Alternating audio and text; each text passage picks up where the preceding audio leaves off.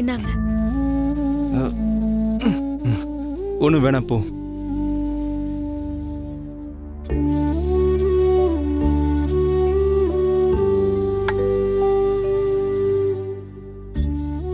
இப்போ வலி எப்படி இருக்கு அருண்? உடம்புல அடிப்பட்ட வலி கொஞ்ச நாள் சரியாயிடும். ஆனா கூட இருக்க சில பேர் மனசை டார்கெட் பண்ணி அடிச்சுக்கிட்டே இருக்காங்க. உடம்பு வலியை விட மனசுல பட்ட வலி பெருசா இருக்கு. என் மேல தப்பு இருந்தா என்ன மன்னிச்சிருங்க அருண். நீங்க நடந்ததை சொல்லியும் அவ உங்களை விடவே இல்ல. தப்பு தப்பா பேசி உங்களை அடிக்கணுங்கிற மாதிரி பேசினா. அதான் நான் கோவப்பட்டு அப்படியெல்லாம் பேசிட்டேன். அவங்க அடிக்கிற மாதிரி பேசதான் செஞ்சாங்க. நீ குறுக்க வந்ததால தான் அவங்க இன்னும் டென்ஷன் ஆகி என்னை அடிச்சாங்க. அதுக்கப்புறமாவது நீ சும்மா இருந்தியா? இல்ல போலீஸ் அது இதுன்னு ஓவரா வாய விட்ட. போதா குறைக்க அந்த ஆளை பிடிச்சி தள்ளி வேற விட்ட. அவனுங்களை பார்த்தாலே தெரியுது அடிதடியை தான் தொழிலா வச்சிருக்கிறவங்கன்னு. அவனுங்க மேலெல்லாம் கையை வச்ச சும்மாவா இருப்பானுங்க? நீ பொண்ணா நீ பொண்ணா இருக்குன்னு சொல்லிட்டு மொத்த கோவத்தையும் ஏமாலியும் ஆட்டோ மேலே காமிச்சிட்டு போயிட்டானுங்க. அருண் என்னாச்சு? வலிக்குதா? என்னாச்சு அருண்?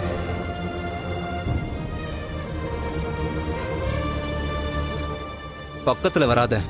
சும்மா அக்கறை இருக்கிற மாதிரி நடிக்காத. அம்மா ஒரு நிமிஷம் இருங்கம்மா. எங்க போயிட்டு இருக்க? அம்மா நடந்ததை நினைச்சு அவனே நொந்து போயிருக்காமா. அவ ஏமா அவனை வெறுப்பேத்துற மாதிரி இப்படி பண்ணிட்டு இருக்கா? அவனை நிம்மதியா இருக்க விட மாட்டேன். நான் போய் சத்தம் போட்டாதான் அடங்குவா. இருங்கம்மா நான் வரேன்.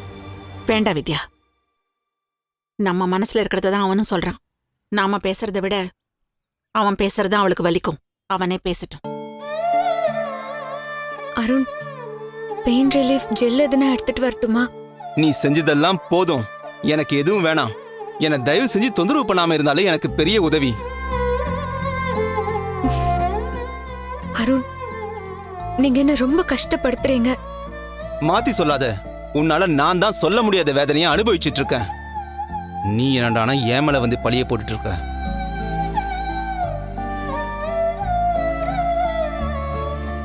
உன்னால முதல்ல என் வேலை போச்சு. ஒரு நல்ல வேலை கிடைக்கிற வரைக்கும் ஆட்டோவாவது ஓட்டி பொழைக்கலான்னு பார்த்தேன். அதையுமே அடிச்சு உடைக்க வச்சுட்ட. சரி, உன் மனசுல என்னதான் நினைச்சிட்டு இருக்க? நான் எந்த வேலைக்கும் போகாம உன் காலடியிலே விழுந்து கிடக்கணும்ல? ஒவ்வொரு செலவுக்குமே அம்மா தாயன்னு சொல்லிட்டு உங்க கூட பிச்சை எடுக்கணும்ல? மத்தவங்க மாதிரியே நீங்களும் பேசுறீங்களே அருண். என் புருஷனை டார்ச்சர் பண்றாங்களேங்கிற கோவத்துல தான் நான் அவங்க கூட சண்டை போட்டேன். அத நீங்க கூட புரிஞ்சுக்கலனா எப்படி அருண்? ஏதாவது ஒரு தப்பு பண்ண வேண்டியது, மாட்டிக்கிட்டா நான் அந்த நோக்கத்துல செய்யல, நான் இந்த நோக்கத்துல செய்யல, என் மனசுல எதுவும் இல்லைன்னு சொல்லிட்டு அது நடிக்க வேண்டியது. வித்யா விஷயத்துல ஆரம்பிச்சு இப்ப வரைக்கும் நீ அது மட்டும் தான் செஞ்சுக்கிட்டு இருக்க.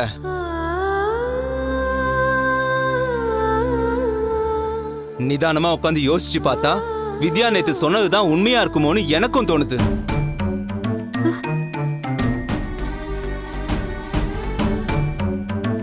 உனக்கு வேலை போயிடுச்சு, ஆனா எனக்கு ஒரு பொழப்பு ஓடுதுல்ல, அது உனக்கு பொறுக்கல. அதை எப்படியாவது கெடுக்கிறதுக்காக தான் இந்த பிரச்சனையை நீ யூஸ் பண்ணிக்கிட்ட. இன்னும் சொல்ல போனா இது எல்லாமே உன்னோட டிராமாவா தான் இருக்குமோன்னு எனக்கு சந்தேகமாவே இருக்கு. எதை வச்சு டிராமான்னு சொல்றீங்க? அந்த பொண்ணையும் பையனையும் என் ஆட்டோல அனுப்புனது, அதை வச்சு அந்த ஆளுங்கெல்லாம் என் வீட்டுக்கு வந்து சண்டை போட்டது, அதையே சாதகமா யூஸ் பண்ணிக்கிட்டு என்னையும் ஆட்டோவையும் அடிச்சு நொறுக்குனது, இது எல்லாமே உன்னோட ஐடியாவா தான் இருக்கும். போதும் நிறுத்துங்க அருண். என்னோட அத்தையும் அண்ணியும் தான் என்ன இப்படி சந்தேகப்பட்டு பேசுறாங்கன்னா என்னை பத்தி எல்லாம் தெரிஞ்சு நீங்க இப்படி என்ன சந்தேகப்படலாமா? உங்களுக்கு என் மேல கோபம் இருக்கலாம், வெறுப்பு இருக்கலாம். தயவு செஞ்சு அந்த கோபத்தை இப்படி எல்லாம் காட்டாதீங்க. என்னால அதை தாங்க முடியாது.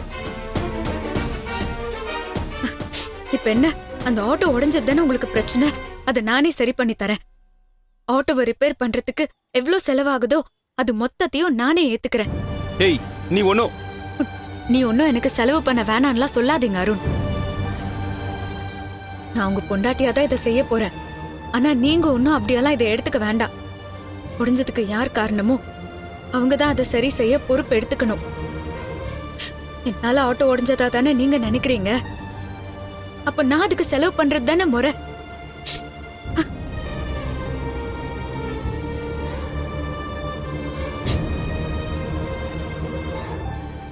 எல்லாத்தையும் நாங்க கேட்டுட்டு தான் இருந்தோம்.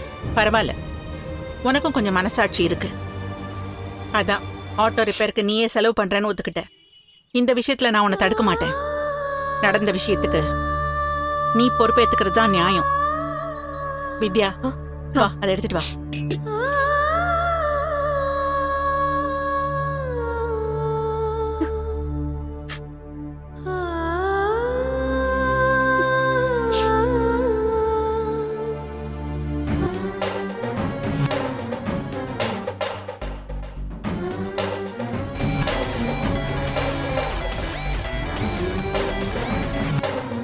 ஹலோ அண்ணி, நைட்டு ஃபோன் பண்றேன்னு சொல்லிட்டு ஏன் நீ இன்னும் பண்ணல? நான் ஃபோன் பண்ணாலும் எடுக்கல.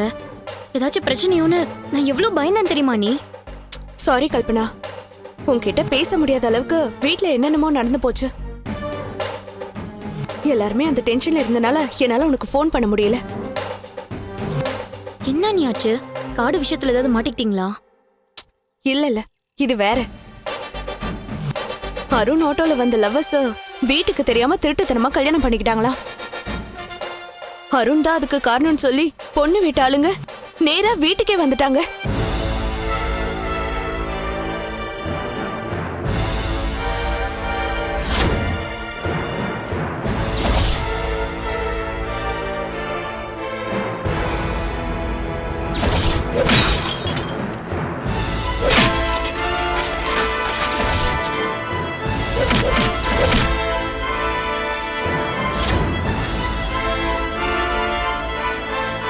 அண்ணி, நீங்க சொல்றதெல்லாம் கேட்கறதுக்கே எனக்கு ரொம்ப கஷ்டமா இருக்கு அண்ணி. அத்தை தான் ரொம்ப பாவம் இல்ல? கண்ணுக்கு முன்னால பையன் அடி வாங்குறத அவங்க எப்படிதான் தாங்கிக்கிட்டாங்களோன்னு தெரியல. அதை ஏன் கேக்குற? அம்மா ரொம்ப துடிச்சு போயிட்டாங்க. என் புள்ளைய அடிக்காதீங்க அடிக்காதீங்கன்னு கதறினாங்க. ஆனா அந்த படுபாவிங்க அதை கேட்கல. ரஞ்சிதா மேல இருந்த கோவத்தை அவன் மேல காமிச்சிட்டாங்க. அண்ணி, அருண் இப்ப எப்படி இருக்காரு அண்ணி? பெருசா அடிலாம் ஒண்ணும் இல்லைல்ல? கால்ல தான் கொஞ்சம் அடிபட்டுருச்சு. ஒரு அடியோட அவனை விட்டுருப்பாங்க. இந்த ரஞ்சிதா தான் மூக்க நுழைச்சு சண்டைய பெருசாக்கி விட்டுட்டா. அவளால அருணுக்கு அடிபட்டு ஆட்டோவையும் உடைச்சிட்டாங்க. ச்சே, வீட்ல பெரிய கலவரமே ஆன மாதிரி ஆயிடுச்சு கல்பனா. இப்படி ஒரு சூழ்நிலையில நான் உனக்கு எப்படி ஃபோன் பண்றது சொல்லு? புரியுது அண்ணி. அண்ணி, காடையாச்சு ரஞ்சிதா பேக்ல வச்சிட்டீங்களா இல்லையா? அது என்கிட்ட இருக்கிற வரைக்கும் சிக்கல் தானே. சண்டையெல்லாம் முடிஞ்சு எல்லாரும் ஓரளவுக்கு செட்டில் ஆனாங்க.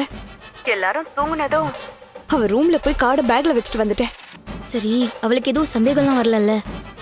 இல்ல இல்ல, அருண் ட்ரீட்மெண்ட்டுக்கும் ஆட்டோ சரி பண்றதுக்கும் நான் பணம் கொடுக்கறேன்னு வாய் விட்டுருக்கா. நாம தான் அக்கௌண்ட் சுத்தமா தொடச்சு எடுத்துட்டோம்ல. அவ அதை தெரியாம ஏடிஎம்க்கு போய் கார்டை போட போறா. 0 பேலன்ஸ் இருக்கிறத பார்த்துட்டு ஐயோ அம்மான்னு வாயிலையும் வயிற்றுலயும் அடிச்சுட்டு வீட்டுக்கு ஓடி வர போறா. அண்ணி, அவ ஒப்பாரி வைக்கிறத பாக்குறது நமக்கு தான் என்டர்டைன்மெண்டா இருக்கும்.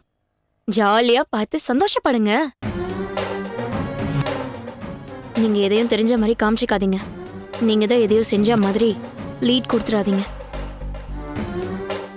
பணம் கொடுக்கறேன்னு சொல்லிட்டு இப்ப வெறும் கையோட வந்து நிக்கிறான்னு வார்த்தையால அவளை குத்தி கிழிங்க அண்ணி.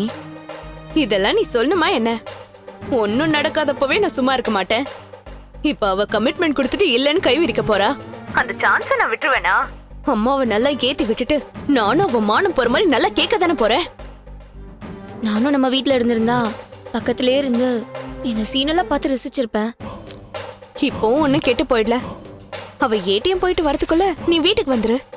ஒன்னா சேர்ந்து அவளை கதற விடுவோம். எனக்கு ஒரு சின்ன வேலை இருக்கு அண்ணி. நான் முடிச்சுட்டு வந்து ஜாயின் பண்ணிக்கிறேன். நீங்க சம்பவத்தை ஆரம்பிச்சிருங்க. சரி கல்பனா, நான் வச்சிடுறேன். நேர்ல பார்க்கலாம், சரியா? சரிங்க அண்ணி, பாய்.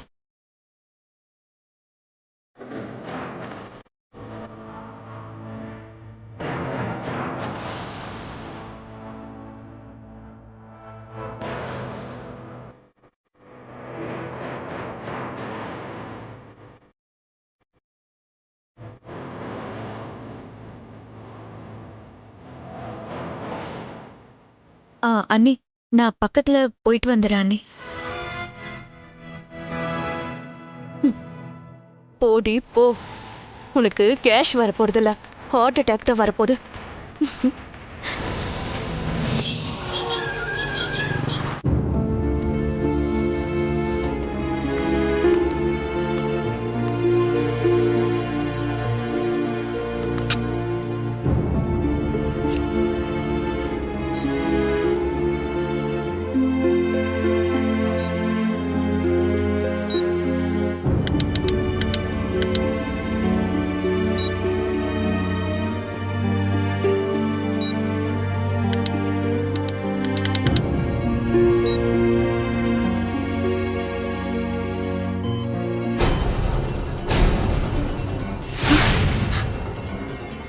என்னது இன்சஃபிஷியன்ட் ஃபண்டுன்னு வருது?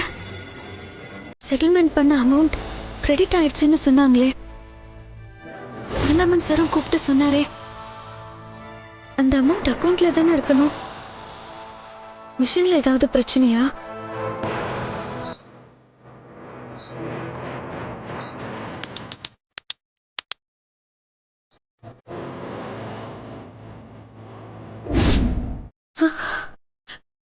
ஜீரோ பேலன்ஸா? செட்டில்மெண்ட் அமௌண்ட் அக்கௌண்ட்ல தானே இருக்கணும். மிஷின் ஏதாவது பிரச்சனையா?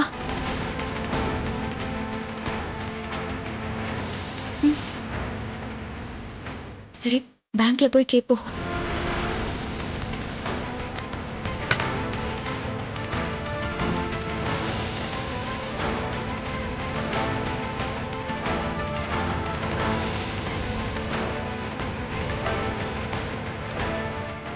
மேடம், சார், உங்க அக்கவுண்ட் செக் பண்ணியாச்சு. ஜீரோ பேலன்ஸ் தான் காட்டுது. என்ன சார் சொல்றீங்க? என் செட்டில்மெண்ட் அமௌண்ட் எல்லாம் சேர்த்து 1 lakh மேல இருந்துச்சு. மேடம், உங்க ஏடிஎம் கார்டு எதுவும் மிஸ் ஆச்சா? இல்ல சார், ஏடிஎம் கார்டு என்கிட்ட தான் இருக்கு. இது பாருங்க. Don't mistake me madam. நீங்களே எங்கேயாவது வித்ட்ரா பண்ணிட்டு மறந்துட்டீங்களா? சார், யாராவது பணம் எடுத்ததை மறப்பாங்களா? அக்கவுண்ட்ல பணம் இல்லைன்னதும் நானும் எல்லா ஆங்கிளையும் யோசிச்சு பார்த்துட்டேன். நான் எந்த டிரான்சாக்ஷனும் செய்யல சார். மேடம், ஃபோன் மூலமா இப்ப நிறைய ஃப்ராட் வேலை நடக்குது. நாங்க பேங்க்ல இருந்து பேசுறோம். உங்க ஏடிஎம் கார்டு எக்ஸ்பைரி ஆக போகுது. உங்க கார்டோட 4 டிஜிட் பின் நம்பர் சொல்லுங்க. நீங்க அந்த நம்பர் சொன்னதும் உங்க அக்கவுண்ட்ல இருக்கிற மொத்த பணத்தையும் டிரான்ஸ்ஃபர் பண்ணிடுவாங்க. அந்த மாதிரி ஏதாவது ஃபோன் கால் வந்துச்சா? சார், இல்ல சார். அப்படி ஏதாவது நடந்திருந்தா தான் நான் ஏற்கனவே சொல்லியிருப்பேனே. கோவப்படாதீங்க மேடம். எதுக்கு கேக்குறேன்னா, கேகே நகர்ல இருக்கிற ஏடிஎம்ல தான் உங்க அக்கவுண்ட்ல இருந்த மொத்த பணத்தையும் வித்ட்ரா பண்ணிருக்காங்க.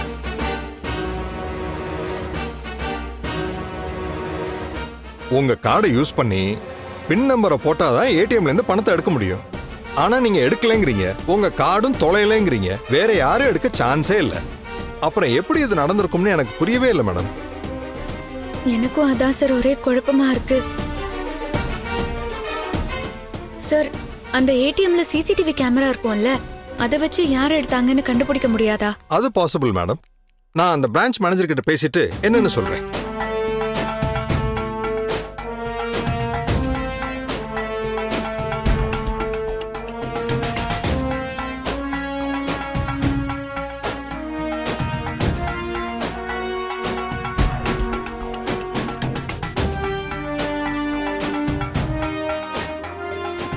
சரி சார், தேங்க்யூ சார். வச்சர்.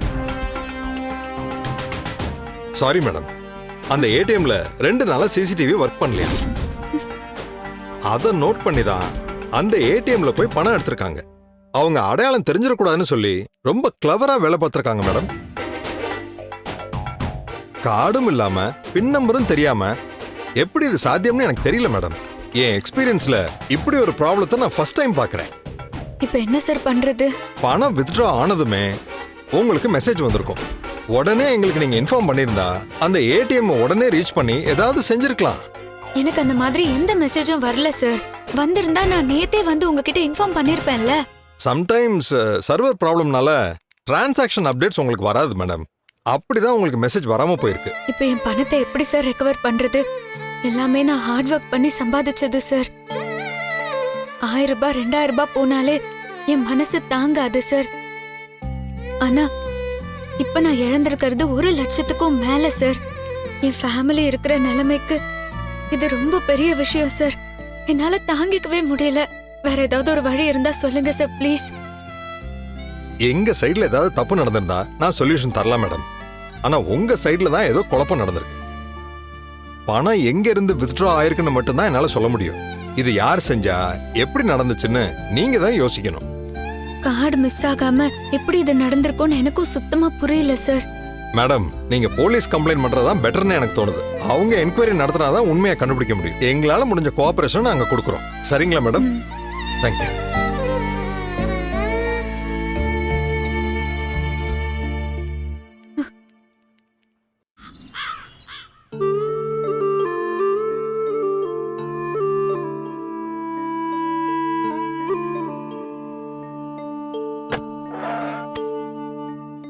என்னடி உன் ஃப்ரெண்ட் இன்னும் ஆளை காணோம்? அரை மணி நேரத்துல ஏடிஎம்க்கு போய் பணம் எடுத்து வரேன்னு சொன்னா பணத்தை என்ன அச்சடிக்கிறாளா? மா, பக்கத்துல இருக்கிற ஏடிஎம்ல பணம் இருக்கோ என்னமோ, கொஞ்சம் தூரமா போயிட்டு கூட எடுத்துட்டு வரலாம்ல. வெயிட் பண்ணுங்கம்மா, வந்துருவா. ஏமா, அவ பணத்தோட வருவான்னு நீங்க நினைக்கிறீங்களா? அப்படித்தானே வீராப்பா சொல்லிட்டு போயிருக்கா. அதெல்லாம் வெட்டி வீராப்புமா. நீதான் எல்லாத்துக்கும் காரணம்னு அருண் அவளை புடிச்சு வாங்கு வாங்குன்னு வாங்கிட்டு இருந்தால, அதுல இருந்து தப்பிக்கிறதுக்காக தான் அவ அப்படி சொல்லிட்டு போயிருக்கா. அவெல்லாம் கண்டிப்பா பணத்தோட வரமாட்டாமா. கார்டு காணும், ஏடிஎம் ரிப்பேர்னு ஏதாவது ஒரு கதையை சொல்லுவா பாருங்களேன். வித்யா, சும்மா இருக்க மாட்டியா? என்னடா, அவ பணம் கொடுக்கறேன்னு சொன்ன உடனே அவ மேல பழைய பாசம் பொங்குதோ? பாசெல்லாம் ஒன்னும் பொங்கல. அவ வரத்துக்கு முன்னாடியே அனாவசியமா ஏன் பேசிக்கிட்டு இருக்கேன்னு தான் கேக்குறேன். ஆரம்பத்துல இருந்தே அவளை கரெக்டா புரிஞ்சுக்கிட்டவன் நான் மட்டும் தான்டா. உன்னை விட அவளை பத்தி எனக்கு நல்லா தெரியும். அப்போ நான் அவளை பத்தி பேசினப்பெல்லாம் வில்லி மாதிரி தானே நான் உங்களுக்கு தெரிஞ்சேன். இப்ப நான் சொன்ன மாதிரி தானே ஒவ்வொன்றும் நடந்துட்டு இருக்கு.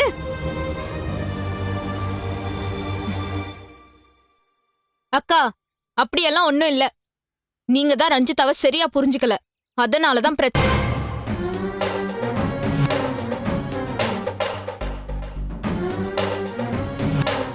என்னாச்சு? அரை மணி நேரத்துல பணத்தோட வரேன்னு ரோஷமா பேசிட்டு போன, உள்ள நுழைஞ்ச உடனே பணத்தை நீட்டுவேன்னு பார்த்தா இப்படி கைய பிசைஞ்சிட்டு நிக்கிற.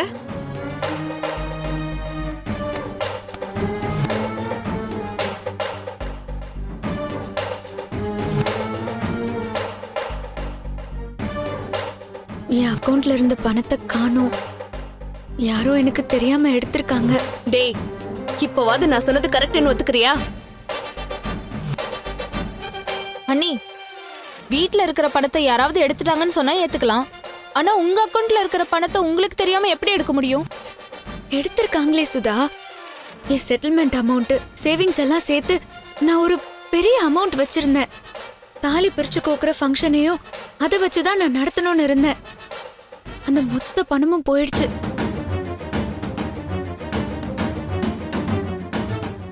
அம்மா, இவ பணம் கொடுக்க கூடாதுன்னு முடிவு பண்ணிட்டாமா. என்கிட்ட பணம் இல்லைன்னு சொல்ல முடியாது. ஏன்னா சம்பாதிக்கிற பணத்தை எல்லாம் அக்கவுண்ட்ல தானே போட்டு வச்சிருப்பா. பணம் கொடுக்கறேன்னு சொல்லிட்டு இப்ப முடியாதுன்னு சொன்னா தப்பாயிடும் இல்லையா? அதனாலதான் டிசைனா கதை சொல்லிட்டு இருக்கா. இல்ல அண்ணி, நிஜமாவே இதான் நடந்துச்சு. என்ன நம்புங்க. நீ சொல்றதெல்லாம் நம்புற மாதிரியே இல்ல. உன் ஏடிஎம் கார்டும் பின் நம்பரும் தெரியாம எப்படி உன் அக்கௌண்ட்ல இருந்து பணம் எடுக்க முடியும்? ஒருவேளை உன் கார்டு ஏதாவது மிஸ் பண்ணிட்டியா? இல்ல அருண், என்கிட்ட தான் அது இருக்கு. அப்போ நீ தானே எடுத்து செலவு பண்ணிருப்ப. நான் செலவு பண்ணிருந்தாதான் பணம் கொடுக்கறேன்னு சொல்லிருக்கவே மாட்டேனே. பணம் இருக்கிற நம்பிக்கையில தான் நான் கமிட்மெண்டே கொடுத்தேன்.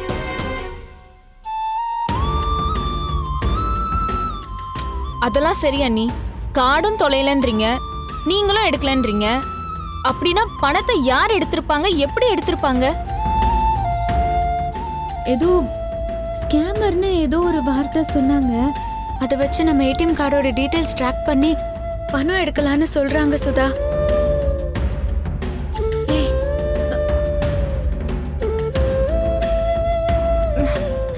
அண்ணி, அப்படியே எடுத்திருந்தாலும் உங்களுக்கு மெசேஜ் வந்திருக்கும்ல?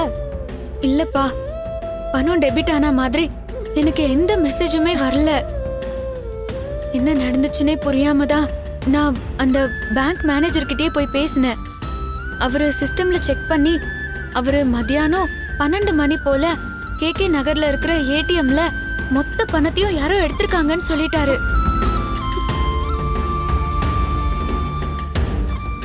அங்க சிசிடிவி கேமரா இருக்கும்ல, அதை பார்த்தா பணம் யார் எடுத்தாங்கன்னு தெரிஞ்சிட போகுது. அந்த ஏடிஎம்ல கேமரா ஒர்க் ஆகல அருண். கேமரா இருந்தா மாட்டி போனுதான். அது ரிப்பேரா இருக்கிற ஏடிஎம்மா பார்த்து பணத்தை அடிச்சிருக்காங்க. அந்த அயோக்கியனுங்க இதையே தொழிலா வச்சிருப்பானுங்க போல. அண்ணி, பேங்க் மேனேஜர் என்னதான் சொன்னாரு? பணத்தை ரெக்கவர் பண்றதுக்கு ஏதாச்சும் வழி இருக்காமா? போலீஸ்ல கம்ப்ளைண்ட் பண்ண சொல்லிருக்காங்க சுதா.